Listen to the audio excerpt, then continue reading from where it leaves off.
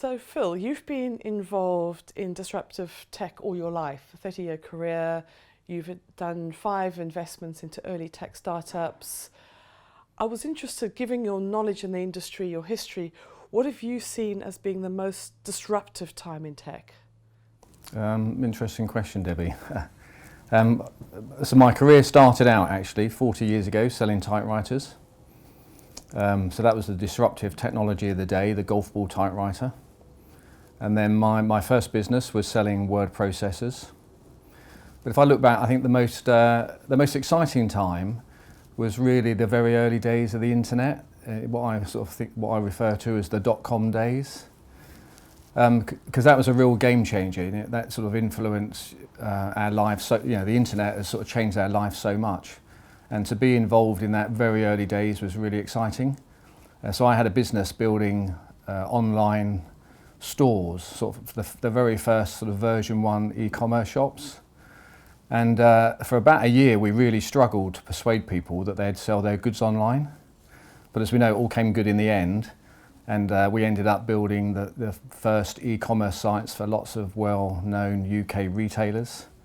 And as we know, many of them now get more business through their internet site than all of their retail stores. So that was a really exciting time. So I've seen some really exciting new tech over the sort of 30 to 40 years I've been in the industry. And what I try and do is really spot a new trend and sort of get in early, ride a wave and find some technology that we can bring to market and sort of disrupt the status quo. Because you were one of the first people to launch a flex platform, get involved in auto enrollment, so you've always been sort of at the forefront of what's happening on tech, particularly in our market. Yeah, we launched our flexible benefits platform about 2002, so that's very early days of flex. And we were first to market in 2012 with a workplace auto enrollment pension platform. So yeah, they were good times. So Phil, this brings us neatly onto your latest venture, Smarterly, which, as I understand it, is an online savings and investment tool, sort of a robo-advice type product. What was the opportunity that you saw in Smarterly? So I was already invested in a number of Fintech businesses and businesses in the sort of the wellbeing space. So I was very alive to the opportunity or the level of interest in financial well-being, and I got introduced to the founder of Smarterly, a chap called Ben Pollard. Ben's an actuary and he spent most of his career advising large insurance companies on their investment and risk strategy, so he knows a thing or two about investing. And the background to the business is that Ben went to get himself an ISA at one of the sort of well-known financial services websites, and in Ben's own words, he was appalled at the experience.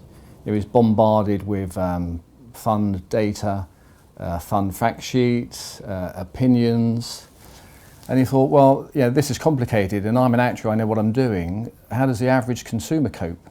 So he set about building a platform to make buying investments as easy as shopping on Amazon. So that was the background to the business. And I had a good look at the tech that Ben had built. I really liked it, and I just saw an opportunity for us to bring about change in financial services, and in particular around workplace savings, because we think change is really needed. Enough people don't save. It's something like 16 million people have less than £100 in savings. Over half the workforce in the last year have borrowed money to pay for basic needs, so they're just getting more and more in debt. So I just saw an opportunity for us really to try and bring about change, improve the financial well-being of the UK population. And also we've seen this sort of shift towards people using these online, as you called it, online robo-investing platforms. So I saw this as a really exciting opportunity, another sort of potential disruptor in the market. So that's what we're setting out to do, bring about change in workplace savings and disrupt the status quo, really. So surely there's a whole financial services industry out there, all geared up to give people advice. How's a platform going to do better than people and face-to-face? So yes, there's a big industry, financial services, but it shrunk over the years. There are now fewer financial advisors, and there seem to be fewer every year. So there's not enough advisors around to support everyone. It's typically the higher net worth individuals are benefiting from the service of individual personalised financial advice. So we see platforms like Smarterly as a way to sort of bring financial education to the mass market and help educate people, help encourage them to take action, help them make more informed decisions about finances generally. So in some ways, we look at it that we're going to sort of complement the financial services industry, support what they do, but also bring financial education and guidance to the mass market so everyone can get served. It's all about affordability, isn't it? Yeah, exactly. These platforms usually are much less expensive than you would pay if you were getting personalised financial advice. And I know that from experience. I've got a financial advisor, he does a very good job for me. But more recently, I've started putting my finances on the Smarterly platform, of course. But I find it more engaging. You know, I've got access to information on my phone through an app. So it's much more engaging, it's more accessible, and it's less expensive as well. So over the last year, we've seen an enormous shift among REBA members. The interest in financial well-being has gone from them just talking about it, which was happening for quite a while, to now we're seeing them actually actioning it, investigating it, wanting to do something about it. Why do you think that shift has happened? I think what's driving interest in financial well-being in particular, and more money I think is spent on financial well-being than on any other well-being product, particularly around pensions. You know, as a minimum, employers are spending 3% of salary on pension contributions. Many of them are spending more. And I think there's growing recognition that they're not getting a good return on investment because people don't recognise the value of what's being put into their pensions pot. There's a lot of research that supports this, and I read some recently that said 39% of people didn't know they'd been auto-enrolled into a pension scheme. 80% of them got no idea how much is in their pension pot. So pensions just aren't really working as an engagement tool, so I think people are looking for something different, something better. And two things that are really driving interest, and the conversation that we have with most employers is millennials just aren't really engaged with the pension. You know, it's too far out. You're talking about a benefit they might not see for 40 years. And very soon, millennials will make up 50% of the workforce. You know, by 2025, it would be 75% of the workforce. So rather than putting all of their money into a pension pot that they're not valuing, why don't we divert some of that into a savings vehicle that gives them more flexibility, you know, to save for their first home and all the other life events they've got to save for. So that's a big driver. And then at the other end of the sort of the pay scale, if you like, there's an increasing number of higher earners who have been impacted by the reduced pension allowances, both the lifetime and the annual. So employers are looking at what alternative tax efficient savings products can they provide them, as they can no longer receive the company sponsored pension contributions. Can I add a question to that?